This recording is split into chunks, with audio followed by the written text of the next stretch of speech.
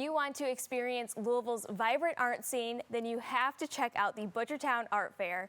You can check out various art pieces from local artists in our community. And joining us in studio to tell us more is Lauren Hendricks and William McAvenue. It is so great to meet you. It is so beautiful to see all your artwork pieces. But first, let's kind of give an overview of the event. This is always just a fun time for people. So tell us when and where is the event? Yes, the Butchertown Art Fair is returning to the 800 and 900 blocks of East Washington.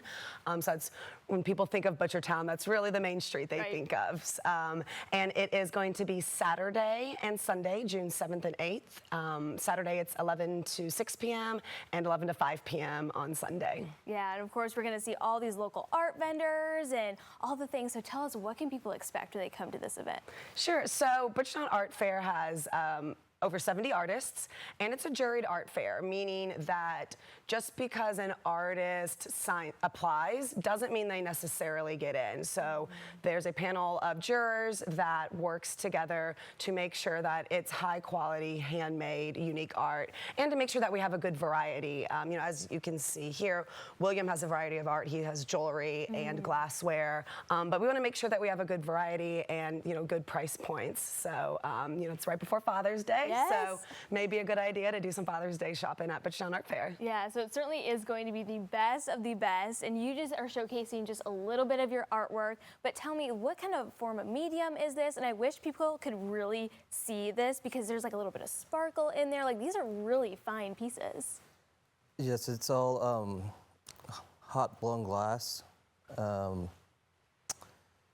I work with a furnace that runs at 2100 degrees Fahrenheit, and we'll take a big long steel blowpipe and dip it down into the furnace and kind of gather the glass up like honey, and we'll manipulate it on a steel table or use wooden blocks to kind of shape it up, and it quickly starts to like stiffen up a little bit. So you'll put a bubble in it by blowing into the pipe, and then you can kind of dip back into the furnace and get more glass and then add color and stuff like that. Yeah, these are beautiful, and I love, well, this one I can see really well, but like the designs on these are just the pattern, so cool. And like you said, you do some jewelry, you do these bowls, but this one, kind of nearest to you, this one actually changes color, is that right? Yes, yes, so that has silver fumed onto it, and it might look like a little like kind of like whitish yellow, but if you pour like a dark liquid into it. Oh, it's like turning like a bluish silver color. That is so cool. And you can even see the pattern more now with that. It is beautiful. So this is one of my newer designs. Okay, how long did it take you to kind of develop that and really get it to what you wanted it to look like? I'm still working on it, I guess. It's always a work in progress, right?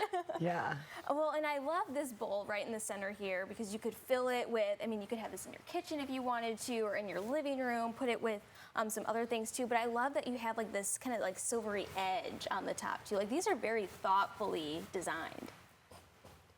And so what other like kind of colors do you like working with, or do you have like, do you ever do like certain collections, or is it just kind of like a free flow of ideas? Like, how does your design process kind of work?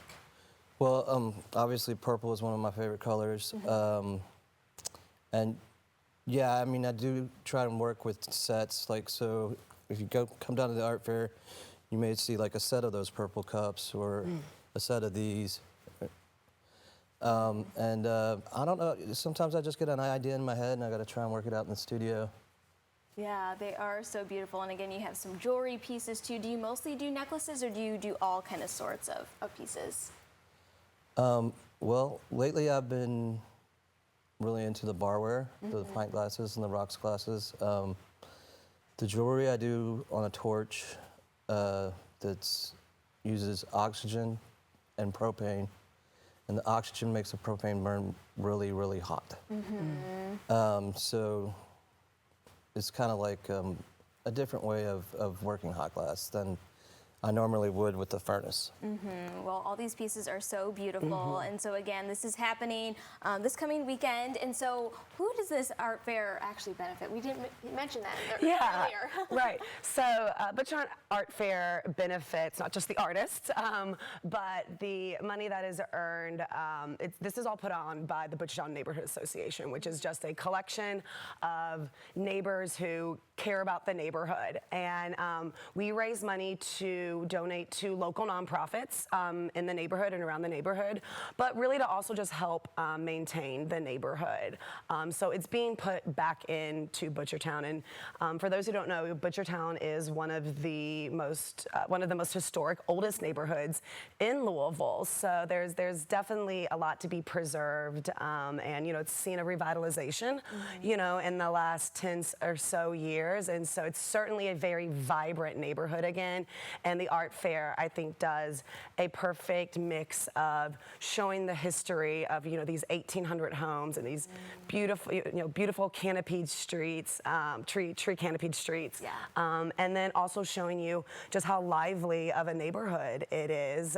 Just being really kind of in the core of really what's going on in downtown Louisville. Yeah, it's a perfect way to kind of kick off summer too. Yes. So again, to head out, it's happening on Saturday, June 7th. And thank you guys so much for stopping by today. Again, some beautiful pieces that you brought with you today. And so just to learn more, kind of plan out your little weekend, just follow Butchertown Neighborhood on Facebook to learn more.